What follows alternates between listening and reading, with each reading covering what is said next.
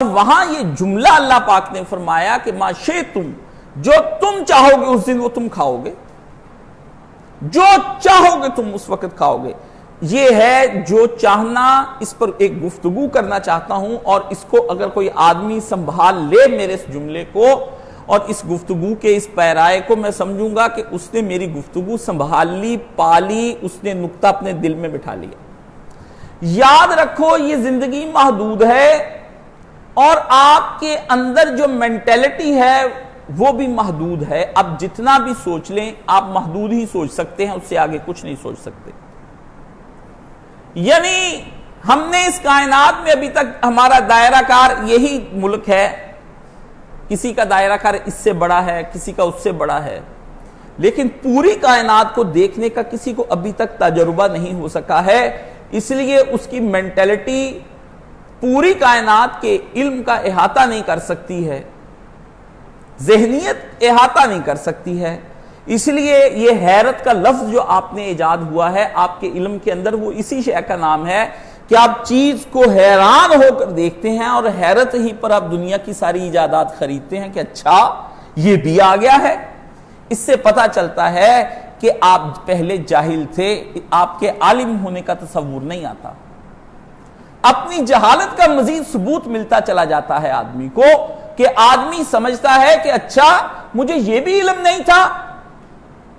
اس سے پتا چلا کہ آپ کے علم سے زیادہ بڑی آپ کی جہالت ہے۔ جہالت کا حجم بڑا ہے جو آپ نہیں جانتے ہیں، اور آپ کا علم تھوڑی مقدار میں ہے۔ نہ آپ دیکھیں کائنات کے اندر زیادہ تاریکیاں ہیں، بہت کم نور ہے، بہت کم نور ہے، اور آپ پر جیسے جیسے وہ نور کی بارش سائنس یا کوئی اور چیز کرتی چلی جاتی ہے، دکھاتی چلی جاتی ہے، ویسے ویسے وہ تاریک جگہ اور روشن ہو جاتی ہے، تو پھر آپ اس کے اندر دریافت ہونا شروع ہو جاتا ہے۔ یہ اس لیے آپ کو اللہ نے یہ فرمایا کہ آدمی چونکہ ادھر کی زندگی گزارتا ہے، اس لیے اس کو ادھر کے ذائقے بھی محدود ہیں اور چاہتے بھی محدود ہیں۔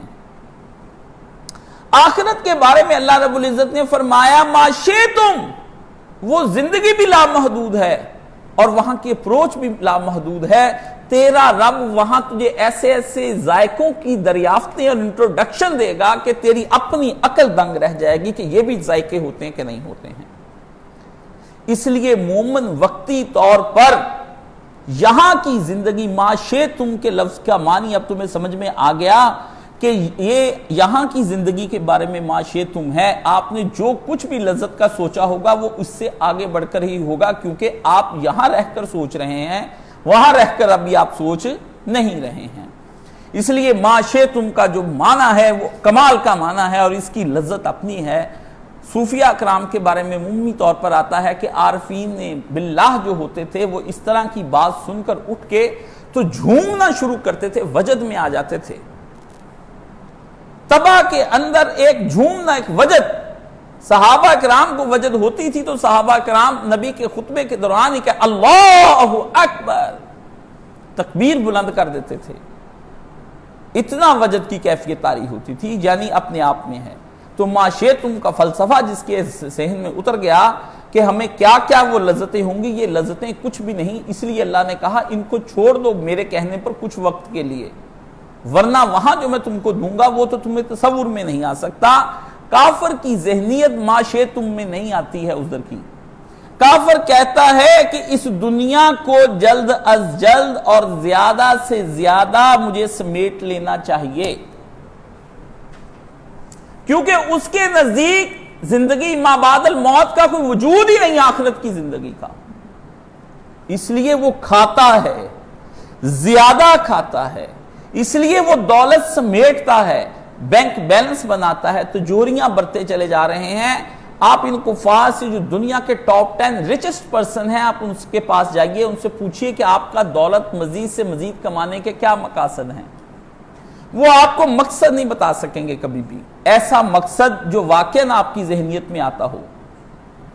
اقتدار بھرپور آ جانے کے باوجود پھر بھی وہ ان کا دل نہیں بھرتا۔ 4 سال حکومت کر لینے کے بعد بھی چاہتا ہے کہ کسی طریقے سے 5واں سال ہاتھ میں آ جائے، اور میں کسی طریقے سے دائمی اس دنیا کے اندر حکومت کرتا کرتا فوت ہو جاؤں.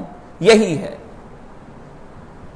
جو آپ کے ہاں آج کل سادہ مثال آپ دیکھ رہے ہیں. اس کی مثالیں کچھ کہیں لیکن کرسی کون بچا رہا ہے دیکھنا تو صرف یہ ہے. اگر اتنا ہی برا ہوتا ہے اور اتنا ہی وہ تمہاری چاہتے نہ ہوتی تو تم ٹھوکر نہ مار چکے ہوتے اس چیز کو. لیکن یہ چیزیں بتلا رہی ہیں کہ آخری دم تک کھیلوں گا. یہ بتایا جاتا ہے کہ جب تک جان میں جان ہے میں چھوڑوں گا نہیں, ایک ایک قطرہ اس کرسی کا چوس کر پی جاؤں گا, رس پی کے رہ جاؤں گا. یہ آپ کے سامنے ہو رہا ہے. اور اس لیے کافر پھر اپنا پیٹ بھرتا چلا جاتا ہے اور اسے نتائج کی کوئی فکر نہیں ہوتی. اس کے مقابلے میں مومن دنیا کی نعمتوں کو جلد از جلد کی بجائے آخرت پر ادھار رکھتا ہے, اور کم سے کم وہ جلد از جلد مومن ان چیزوں کو آخرت پر اٹھا رکھتا ہے, ادھار پر. کافر نقد یہاں پر لینا چاہتا ہے, مومن ادھار کی طرف توجہ کر لیتا ہے. مومن کم پر گزارا کرتا ہے, کافر زیادہ سے زیادہ کرتا ہے. مومن خالی پیٹ رکھتا ہے اور نتائج کی پوری فکر رکھتا ہے کہ مجھے کھانے کا حساب دینا پڑے گا. اس لیے یہ دو مینٹلٹی اس حدیث کے اندر سے آئیں کہ جب پیغمبر صلی اللہ علیہ وآلہ وسلم نے اسے کہا کہ بسم اللہ پڑھ اور پی, کہ اب تو مومن ہو چکا ہے کہ جس نے اشہد ان لا الہ الا اللہ وحدہ لا شریک لہ واشہد ان محمدا عبدہ ورسولہ کہہ دیا ہے, تو اب اس کی پوری طور پر شخصیت بدل چکی ہے. اب اس کی مینٹلٹی وہ نہیں رہ گئی ہے. اب پہلے وہ جلد از جلد کی فکر میں تھا, اب وہ ادھار کی فکر میں ہے, نقد نہیں لینا چاہتا. پہلے وہ زیادہ سے زیادہ سمیٹنا چاہتا تھا, اب وہ کم سے کم سمیٹنا چاہتا ہے. سلیمان فارسی رضی اللہ تعالیٰ عنہ یاد آتے ہیں. ان سے اعلیٰ صحابی رسول اور حق کی تلاش میں نے اپنی زندگی میں کسی کو نہیں پایا ہے. ان پر میرا پورا جمعے کا خطبہ ہے, اگر کسی صاحب نے اس کو ملاحظہ کیا ہو تو اس پہ میں نے ان کے بارے میں گفتگو کی ہے. عجب صحابی رسول ہیں صلی اللہ علیہ وآلہ وسلم. نبی کے ہر ستارے کی ایک سے بڑھ کر ایک ستارہ ہے, لیکن کچھ زیادہ ہی چمکتے ہوئے ستارے ہیں. ایسے ستارے کچھ نزدیک کے ہوتے ہیں, کچھ دور کے ہوتے ہیں. حضرت سلمان فارسی رضی اللہ تعالیٰ عنہ کی شخصیت ایک عجب شخصیت ہے. مجھے ان کی شخصیت سے انتہا درجے کا لگاؤ ہے. صحابہ میں سے جو صحابہ تکشف اور زہد کی زندگی گزارتے ہیں, میری طبع ان سے میل کھاتی ہے. ہر آدمی کی اپنی طبع ہوتی ہے, وہ مختلف طبائع کے شخص ہوتے ہیں, رنگا رنگ کی طبیعتیں ہوتی ہیں, لیکن میری ان صحابہ کی طرف زیادہ طبیعت جاتی ہے جن صحابہ نے دنیا کو تیاگ دیا ہو اور دنیا کو چھوڑ دیا ہو اور رسول اللہ کے نقش قدم پر چلے ہوں. حضرت سلمان فارسی رضی اللہ تعالیٰ عنہ ان میں سے ایک ہیں. پوچھا سلمان کا نسب کیا ہے, تو سلمان نے کہا سلمان بن اسلام. سلمان بن اسلام. سلمان بن اسلام کے کیا معنی ہیں؟ کیا اسلام نے جسمانی طور پر سلمان کو جنا ہے؟ نہیں. فرمایا اسلام کا ایک بیٹا ہے, عقیدہ بھی کسی آدمی کو جنتا ہے, عقیدہ بھی کسی کی پیدائش کرتا ہے, عقیدہ بھی کسی کو جنم دیتا ہے. وہ انسان عام انسان جیسا نہیں ہوتا ہے. عقیدہ بھی کسی آدمی ایک نئی ظہور کرتا ہے کسی چیز کا, شکل وہی, بت وہی, آنکھ ناک کان کا نقشہ وہی ہوتا ہے, لیکن عقیدہ ایک روح کو, نفس امارہ کو نکال کے آدمی کے اندر نفس مطمئنہ بھر دیتا ہے. اور جس کو نفس مطمئنہ کہا جائے, اگر اس کی کوئی مثال دیکھنا چاہتا ہے تو ان بڑے صحابہ میں سے سلمان بن اسلام کو دیکھ لے. نبی نے فرمایا کہ سلمان جو ہے اہل بیت منا, میرے اہل بیت میں سے ہیں. رسول اللہ صلی اللہ علیہ وسلم نے فرمایا. سلمان کی جب موت کا وقت آتا ہے تو جب وہ گورنر بنا کر لائے گئے ہیں اور اسی علاقے کی طرف گئے جہاں سے وہ چلے تھے، گورنر بنا کر جب گئے ہیں آپ مدائن کی طرف، تو آپ نے جا کر کے وہاں گورنر کی حیثیت سے حضرت سلمان نے جو بیان کیا ہے وہ دیکھ لیجئے۔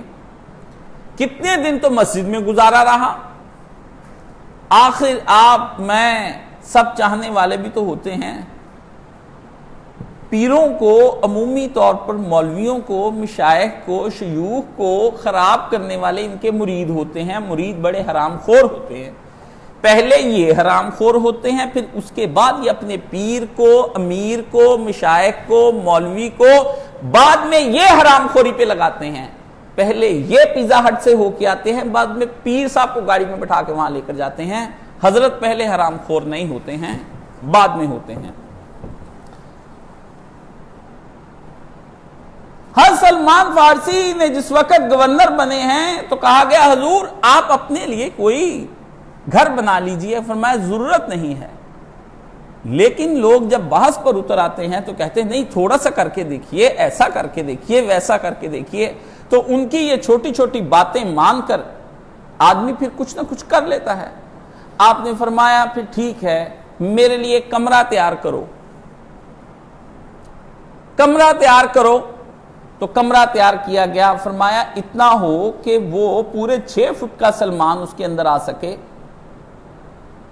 اور 3 فٹ کا کمرہ میرا ہو، جتنی ایک چارپائی جتنا کمرہ انہوں نے بنوایا،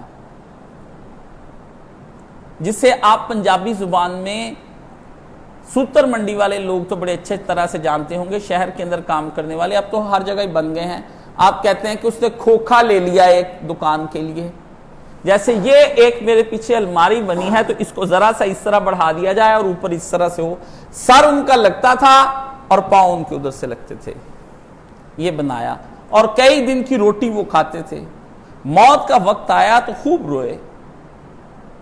یہ وہ آدمی ہے جس کو جنت کی بشارت ہے، جس نے اسلام کے لیے دھکے کھائے۔ آپ میں سے کسی نے اسلام کے لیے کوئی دھکا نہیں کھایا، آپ جھوٹے ہیں۔ آپ تو 10 منٹ کا درس سننے کے لیے نہیں گھر سے آتے۔ آپ دیکھ لیں میرے درس قرآن میں جو لوگ شام کو آتے تھے اب وہ صبح نہیں آتے، کیونکہ وہ اپنی گندی عادات کی وجہ سے صبح اٹھتے نہیں ہیں، اس لیے وہ میرے پاس اب آتے بھی نہیں ہیں۔ ان کو اپنا شام کو ویلے فارغ تھے اس وقت آ جاتے تھے، اب اپنی گندی عادتوں پر وہ قابو نہیں پا سکتے قرآن کی وجہ سے، اب وہ آتے نہیں ہیں۔ اتنا سا ٹیسٹ ہوتا ہے، اس سے زیادہ کون سا ٹیسٹ لینا ہے۔ حضرت سلمان فارسی رضی اللہ تعالیٰ عنہ کو جس وقت آخری وقت میں آیا ہے تو آپ کو جس وقت وہاں پر آپ کا آخری وقت آیا ہے تو حضرت سلمان روئے ہیں۔ جس وقت حضرت سلمان روئے ہیں اور ان کی آنکھوں سے آنسو جاری ہوئے ہیں، یا اللہ یہ کون لوگ ہوتے ہیں کہ جن کے موت کے وقت جن کو تیرے خوف کی وجہ سے آنسو آ جاتے ہیں۔ ہم پر تو سکرات موت طاری ہوتی ہے تو اس وقت بھی ہمیں جائیدادوں کی فکر ہوتی ہے، اولادوں کی بٹوارے کی فکر ہوتی ہے، اپنے بزنس کی فکر ہوتی ہے اور اپنی محبوبوں اور معشوقوں کی فکر ہوتی ہے۔ یہ کون ہیں جن کو موت کے وقت میں تو یاد آتا ہے؟ یا اللہ یہ تیرے نبی کے پاس کیا تھا کہ جو انہوں نے ان کو لگایا، وہ پتھر پارس کا تھا، وہ ان کو لگا اور وہ سونے کے اکثیر لوگ ہو گئے۔ وہ لوگ کیا تھے جن کو وہ بوٹی وہ نبی نے دی اور وہ کھائی اور وہ سونے کے بن گئے؟ حضرت سلمان سے پوچھا آپ کس لیے روتے ہیں؟ فرمایا میں اس لیے روتا ہوں کہ اس وقت میرے سرہانے میری کل جائیداد میں سے 1 اینٹ بطور سرہانے کے مٹی کی پڑی ہوئی کچی اینٹ اور 1 ننھا سا گھڑا جو اس وقت میرے پاؤں کی جانب پڑا ہے، پانی کے پینے کے لیے میں نے رکھا ہوا ہے۔ رسول خدا نے فرمایا تھا سلمان آخرت کے لیے بہت کم سامان لے کر آنا، کیونکہ پلے صراط سے گزرنا ہے، دنیا لے کر تم اسے گزر نہیں پاؤ گے۔ سلمان روتا اس لیے ہے کہ 1 اینٹ اور یہ کچا گھڑا سلمان پلے صراط سے لے کر کس طرح سے گزرے گا۔ یا اللہ مجھے معاف فرما کہ میں دنیا کی نعمتوں سے اس قدر لطف اندوز ہوتا ہوں کہ غرق ہو چکا ہوں۔ اے میرے اللہ میرا اس واقعہ سنانے پر میری پکڑ نہ کرنا کہ تجھے اس واقعے کے باوجود بھی تو دنیا کی نعمتوں کے اندر مبتلا رہا. اللہ مجھے موقع اور صحت ایسی دے کہ میں ایسی زندگی گزار کر جاؤں کہ جیسی سلمان فارسی نے گزاری. میں ان واقعات کو سننے کے بعد اپنی پوری زندگی کا جائزہ لے کر یہی سوچتا ہوں کہ تم کس مقام پر کھڑے ہو. ابو ذر ربضہ میں جلا گیا، علی نے اپنے پیٹ پر پتھر باندھ لیے، اہل بیت رسول نے اپنے لیے شہادتیں قبول کر لیں اس کھانے اور بھوک کے مقابلے کے اندر. ہم کہاں کس مقام پر کھڑے ہیں؟ ذکر اصحاب و اہل بیت نبی کرنا آسان ہے، اس پہ عمل کرنا ان کی زندگی پر کوئی آسان کام نہیں ہے. رسول اللہ صلی اللہ علیہ وآلہ وسلم نے سلمان کی زندگی بدل کے رکھ دی اور اس نے آخرت کی ساری زندگی پر سب کچھ کر لیا. جس وقت جناب عمر فاروق رضی اللہ تعالیٰ عنہ اندر آئے ہیں کاشانہ نبوت صلی اللہ علیہ وآلہ وسلم کے گھر میں، تو مشکیزے کے اندر تھوڑا سا ننھا سا مشکیزہ اور چند مٹھی جو تھے جو سرکار کے قدموں کے اندر پڑے تھے.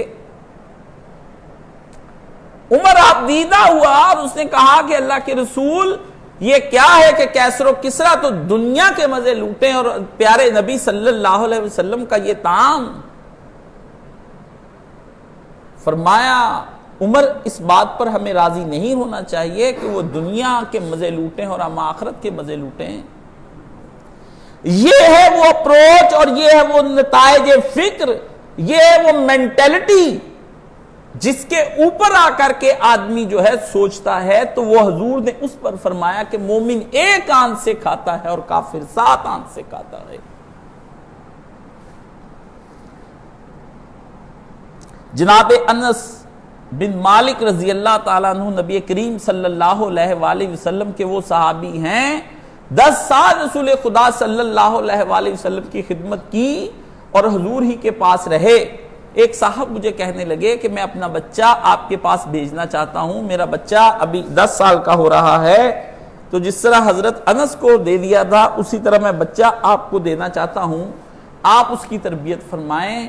میں نے کہا آپ مجھ میں نبی علیہ الصلوۃ والسلام جیسے اوصاف نہیں پائیں گے. بچہ انہوں نے رسول کو کچھ دیکھ کر دیا تھا، ٹھیک ہے، مجھ جیسے کو دیکھ کر بچہ یہاں آ کر برباد ہی ہو کر جائے. ہم لوگوں کی تو زندگی ہی ساری دنیا کے تمتع کے ساتھ ہے، ہم لوگ تو رہتے ہی دنیاوی زندگی کے اندر ہیں. ابھی گرمی آئے گی، اے سی کے بغیر ہم نہیں رہ سکتے، ہیٹر کے بغیر ہم نہیں رہ سکتے، فریج کے ٹھنڈے پانی کے بغیر ہم نہیں رہ سکتے، رات کا باسی کھانا ہم کھانا پسند نہیں کرتے ہیں. رمضان مسلمانوں کے اندر ایک کھانے پینے کی نئی روح نظر آئے گی، ایمان کی کوئی روح نظر نہیں آئے گی.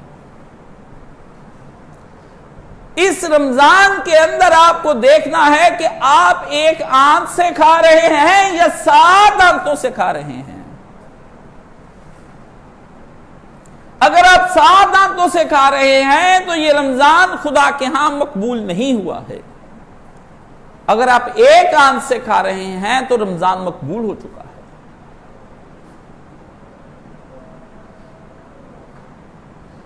سیدہ عائشہ صدیقہ رضی اللہ تعالیٰ عنہ سارا دن صدقہ و خیرات کرتی رہیں اور روزے سے تھیں. شام کو لونڈی سے کہا کہ روزہ افطار ہونے والا ہے تو کچھ لے آؤ. کہنے لگی اماں سارے روپیہ پیسہ تو آپ نے غریبوں میں بانٹ دیا، کچھ 2-1 درہم آپ رکھ لیتی تو چلو افطاری کا بھی انتظام ہوتا. فرمایا میں امت کی ماں ہوں، میرے بچوں نے کھا لیا، سمجھو میں نے کھا لیا، پانی لاؤ ہم اسی سے افطار کر لیتے ہیں.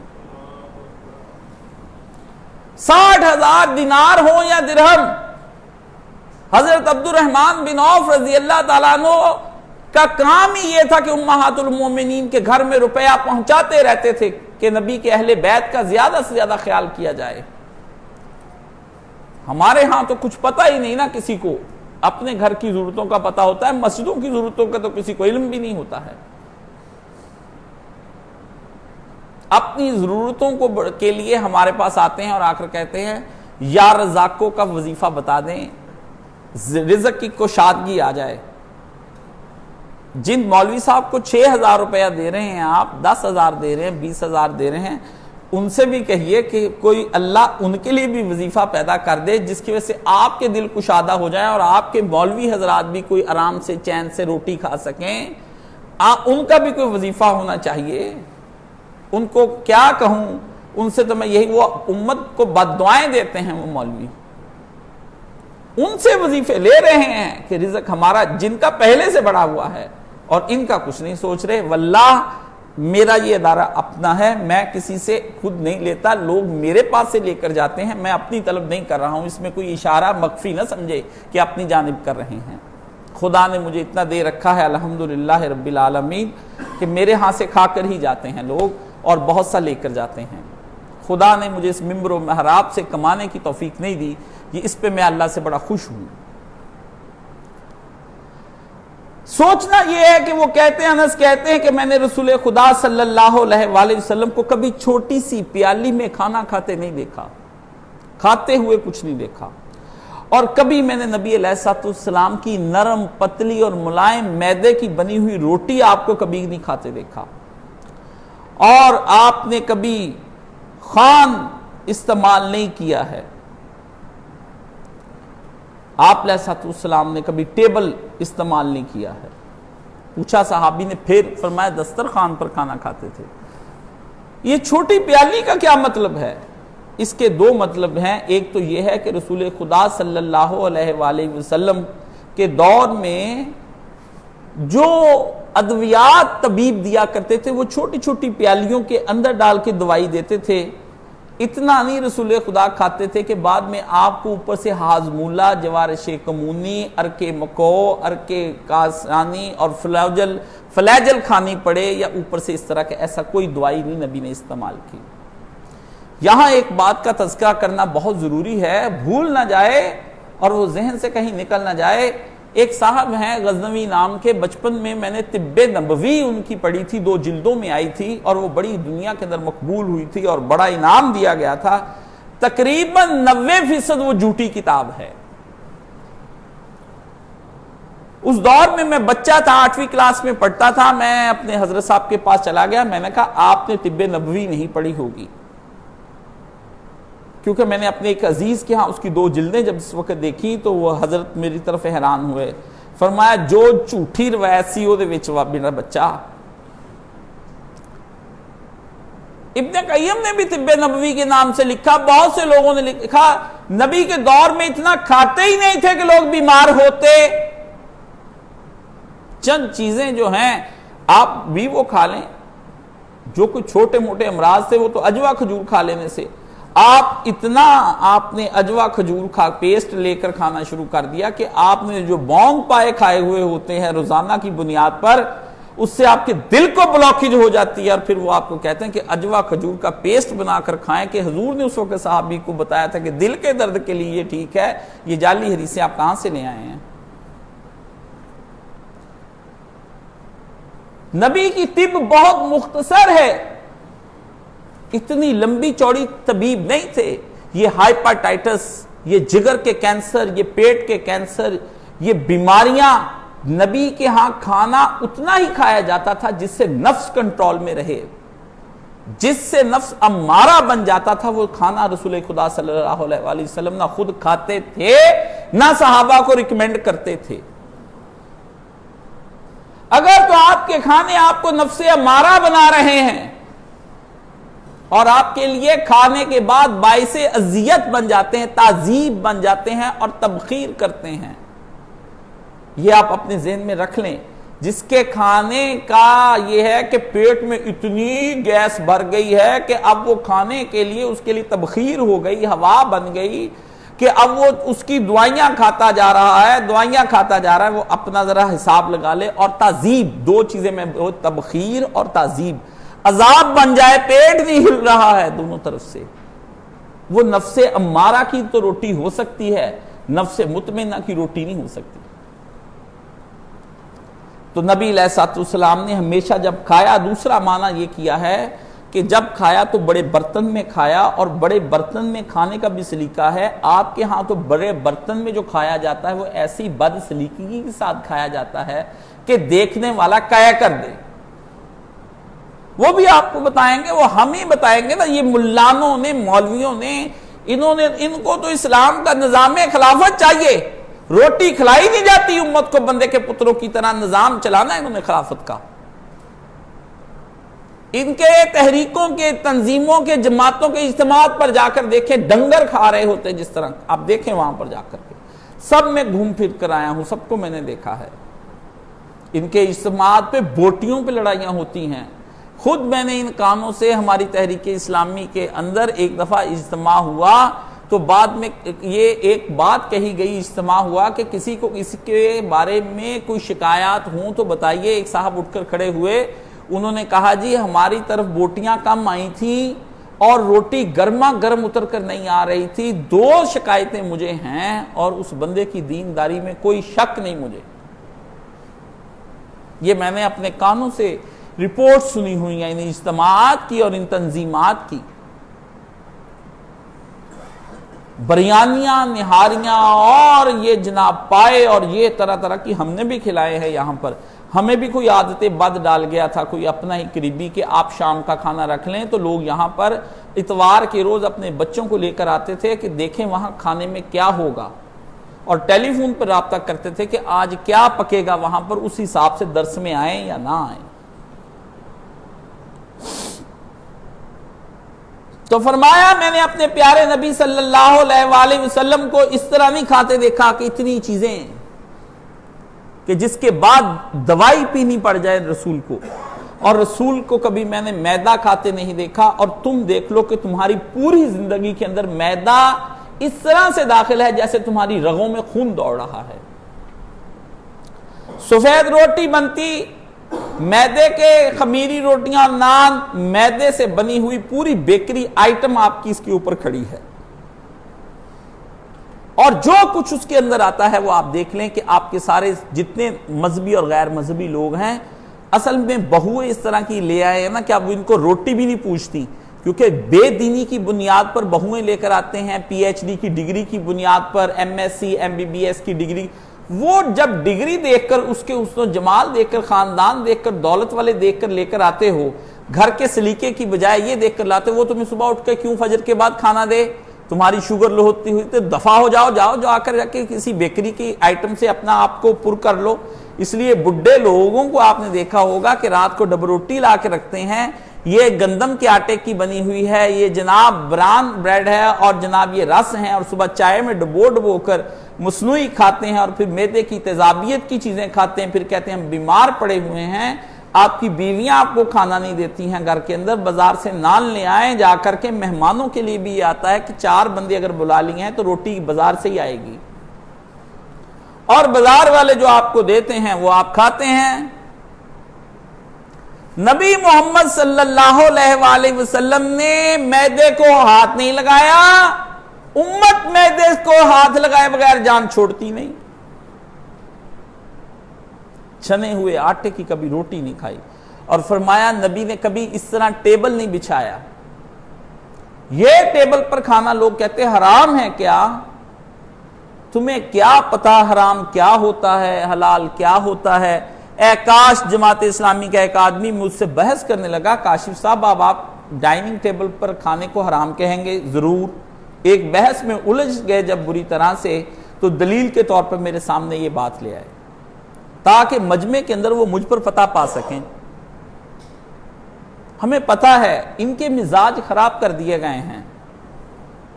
اب یہ کہیں گے آپ 14 صدیاں پیچھے لے کے جانا چاہتے ہیں، تو اور ہم کیا کرنا چاہتے ہیں؟ کس مولوی کو اگر کسی کو خوف ہے کہ وہ یہ کہتے ہوئے ڈرتا ہے کہ ہم 14 صدیاں پیچھے نہیں جانا چاہتے ہیں، تو اس مولوی کو آپ سے ڈر ہوگا اور اپنے شکم کا بندہ ہوگا۔ میں علل اعلان کہتا ہوں کہ میں آپ کو رسول اللہ صلی اللہ علیہ وآلہ وسلم کے دور میں لے کر جانا چاہتا ہوں۔ میری زندگی کا مطمع نظر ہی یہ ہے کہ صرف ہم رسول کے دور میں جائیں۔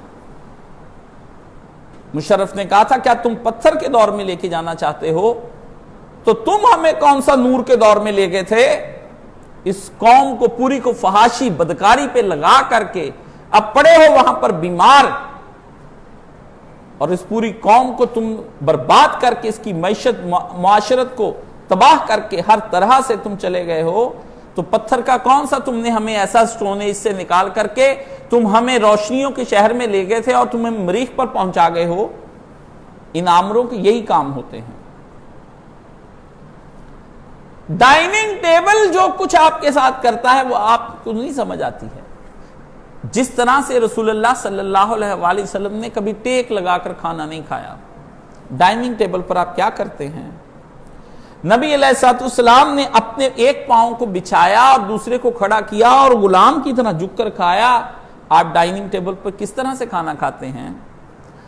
اور آدمی اپنے قریب سے کھانا کھاتا ہے، دسترخوان پر بچھے ہوئے کھانے پر آدمی کی وہ دوڑ دھوپ نہیں ہوتی جس طرح ڈائننگ ٹیبل کے اوپر آپ کا کھانے کا باؤل گردش کر رہا ہوتا ہے۔ پلیز پاس اٹ، اس کو پاس کر دیں، اس کو پاس کر دیں۔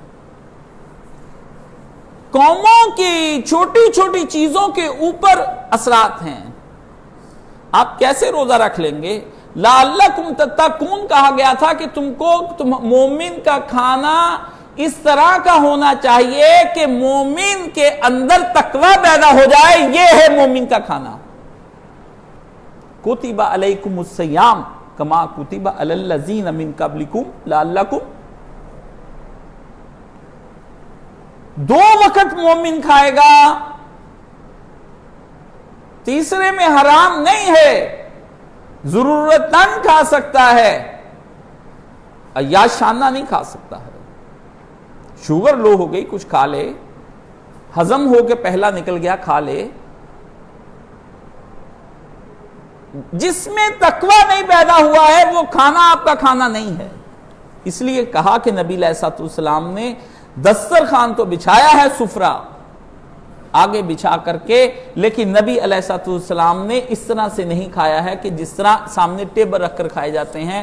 لیکن مولویوں کا کیا کریں، وہ تو آپ کے لیے جواز کہیں نہ کہیں سے نکال ہی لیتے ہیں، کچھ نہ کچھ تو آپ کے ساتھ وہ کرتے ہیں۔ یہ بطن کی جو شہوت ہے اس کو ختم کرنے کے لیے آتا ہے نبی علیہ الصلوۃ والسلام نے۔ ایک حدیث شریف بخاری شریف میں آئی کہ حضرت عمر بن امیہ کہتے ہیں کہ رسول اللہ صلی اللہ علیہ وآلہ وسلم کے دست مبارک میں بکری کا شانہ تھا۔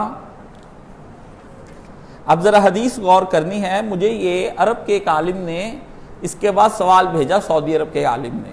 ہمارے ایک اسٹوڈنٹ ہیں وہاں پہ رہتے تھے، تو ہم نے ان سے کہا کہ یہ روز گوشت کھانا مناسب نہیں ہے، تو اس عرب عالم نے اسے کہا اچھا تو تم رہبانیت کی طرف ہمیں لے کر جانا چاہتے ہو۔ میں نے کہا یہ عرب جو اس وقت بے لگام ہو کر پھر رہے ہیں، یہ وہ حرام کا گوشت کھا کھا کر کے حرام زدگیاں کر رہے ہیں، ایسے نہیں۔ یہ روزانہ وہ جو پہلے تھا سلطان عبداللہ، وہ روزانہ ایک چھوٹا بکرا دم پخت کر کے کھایا کرتا تھا۔ 92 سال کی عمر میں بھی وہ ایسے لگتا تھا جیسے ابھی 60 کا ہو۔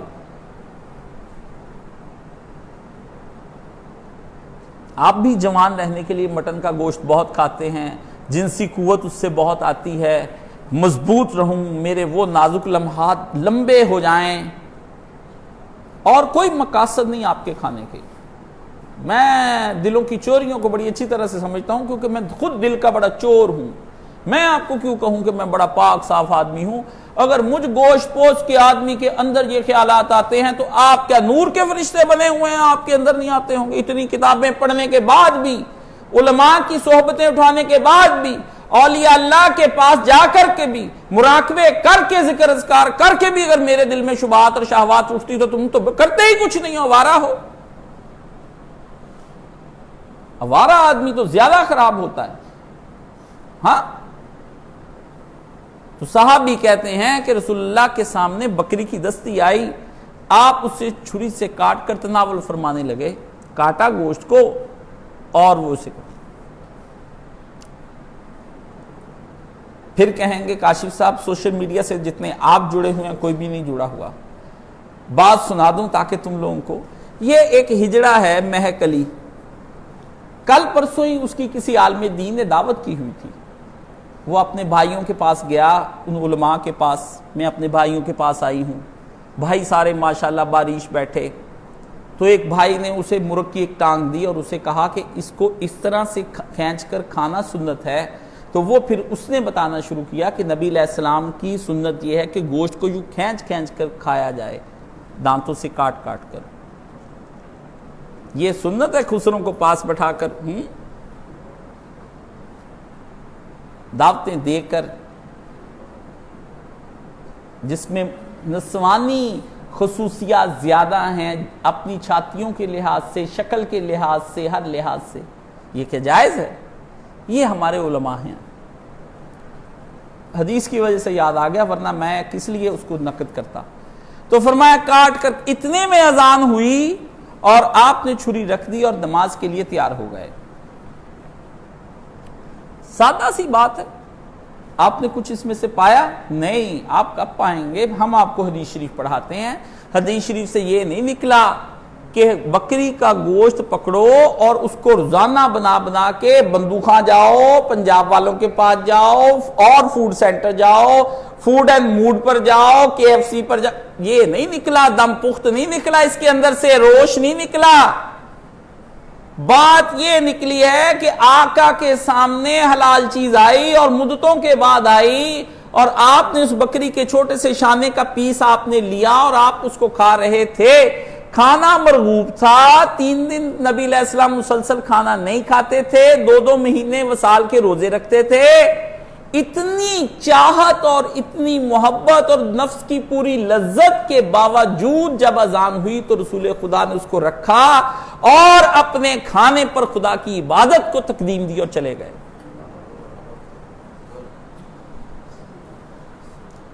میرا بخاری شریف پڑھانے کا انداز اور ہے، علماء کا انداز اور ہے. وہ عالم ہیں، ہم اور انداز سے بخاری شریف پڑھتے ہیں.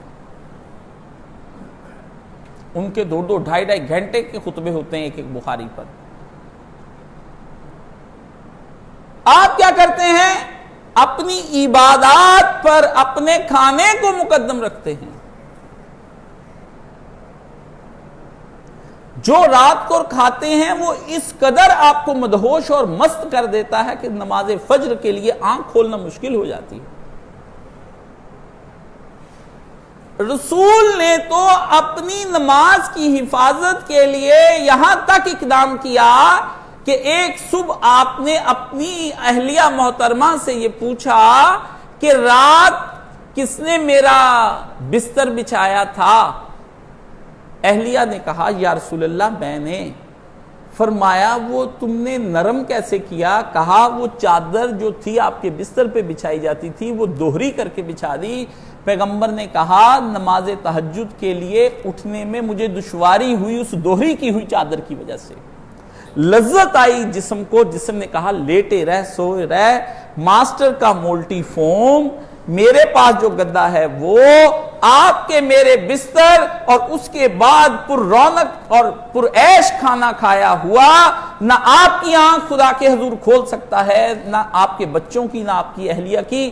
آپ کے اندر اتنی جرت نہیں ہے کہ آپ اپنے بچوں اور بیوی کو اٹھا کر نماز کے لیے کھڑا کر دیں. آپ اتنے خوفزدہ ہیں، کھا کھا کر بزدل ہو گئے ہیں کہ اپنے گھر کی بہو بیٹیوں کے لیے دروازے نہیں کھٹکھٹا سکتے. بڈھے نماز کو جاتے ہیں لیکن بڈھے بزدل ہیں، بڈھوں کی جرت نہیں ہے جوان بہو یا جوان بیٹے کو کہہ دیں کہ اس نماز فجر ہوئی، اٹھ کے نماز پڑھو.